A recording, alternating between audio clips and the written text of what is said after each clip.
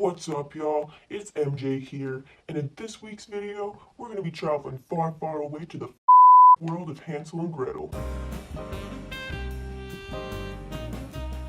This fairy tale focuses on a broke woodcutter, his broke wife, and his two broke kids, Hansel and Gretel. These homies are so poor that the wife suggests they take their kids out to the middle of woods and leave them out there to die. The woodcutter is opposed to this because he doesn't want his kids to get torn the up by the beasts in the woods. But he gives way anyway because he's whipped and he low-key doesn't want to starve to death. Hansel and Gretel were conveniently awake and heard their stepmom talking about how she basically doesn't love them and how she wants them to die out in the wilderness. After their dad and stepmom fall asleep, Hansel sneaks out and gathers a whole bunch of pebbles that glitter like my chain right here and goes back to bed. Because these were eager to go forward with their plan, they wake up the kids before the sun even comes up and tell them that they're going to fetch some wood and they get their out of bed. Their stepmom gives them each a loaf of bread and they head out to the wilderness. As they're walking, Hansel looks back at the house every few seconds and drops a pebble on the ground.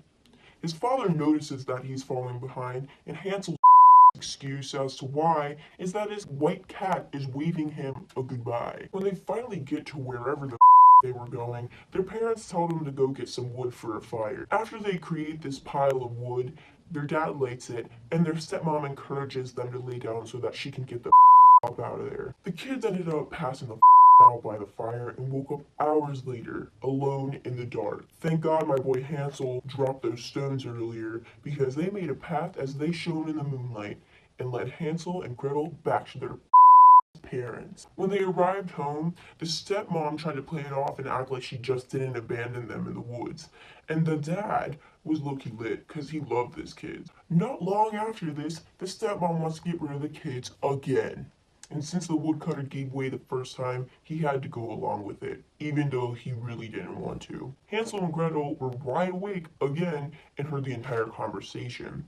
So Hansel gets his ass out of bed and goes to collect more pebbles. When he gets to the door, he notices his stepmom barred it, and at that moment, he knew he was once again, their stepmom made them get up at that crack of dawn and each gave them some bread. Hansel decided to crumble up the bread in his pocket and drop a crumb every so often so that they would be able to find their way back home again. His parents noticed that he was falling behind again, and this time his excuse is that he's waving a goodbye to his pigeon that's just chilling on his rooftop.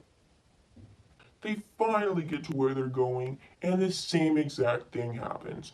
They build a fire, they fall asleep, and their parents are gone.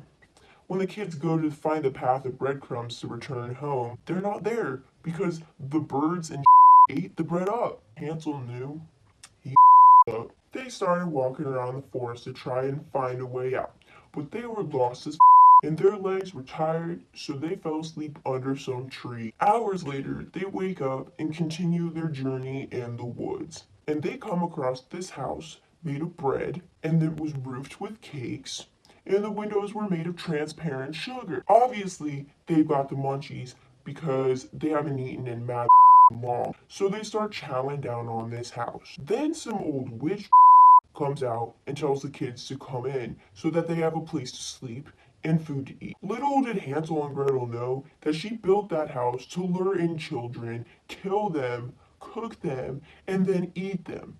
Because in this story, I guess cannibalism is okay. The next morning, after they had all gotten some sleep, the witch snatches Hansel out of bed with her bony hands and locked him in a stable outside. Her plan was to fatten him up and then eat my dude. Gretel couldn't do because she had to listen to the witch, or she would eventually be killed too. So every day for every meal, the witch cooked the best meals for Hansel and made Gretel eat broke crab shells. Every day, the witch would go to the stable and ask to feel Hansel's finger, so she would be able to tell if my boy was getting thick. But he always stretched out a bone because the old dame couldn't see with her eyesight being so bad. She started to get frustrated that he wasn't getting fat, so she decided to kill him after a month of waiting. She made Gretel go outside and hang a kettle of water and then light a fire underneath it so that Hansel could boil in it. When she was back in the house, the witch tried to be slick and asked Gretel to climb into the oven to see if it was properly heated. Gretel wasn't a dumb so she played dumb and got the witch to show her how it's done. Gretel pushed her in the oven and drew the bolt shut. The witch was big. Gretel then ran outside and freed her brother. They stole mad jewelry and gold, and then they got the out of there. They started walking around the forest once again and came across the lake. They couldn't cross it on their own, so they had a big white duck come over and swim them to the other side one by one. After they had reached the other side, they noticed the wood looked familiar. They saw their home in the far distance. They started running towards the house and embraced their father as they entered his room. Their dad had not passed a happy hour since he left them in the woods, and their stepmom was dead. They started unloading their pockets full of treasures they had stolen, and they were no longer poor. Now I'm going to be cliche as right now, but they lived happily ever after.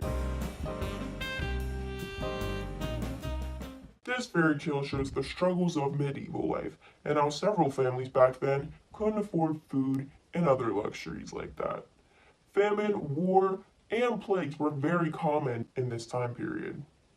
Abandoning children in the woods to die or fend for themselves happened a lot during the medieval ages.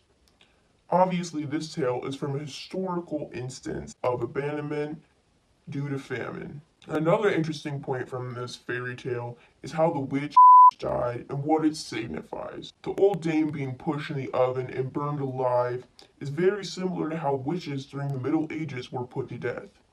They weren't burned in an oven, but they were burned at the stake, which is just as bad, if not worse. It is believed that between 50,000 and 80,000 suspected witches were executed in Europe. And that's the end of this video, guys. I hope you enjoyed and that you learned a little something about Hansel and my girl Gretel.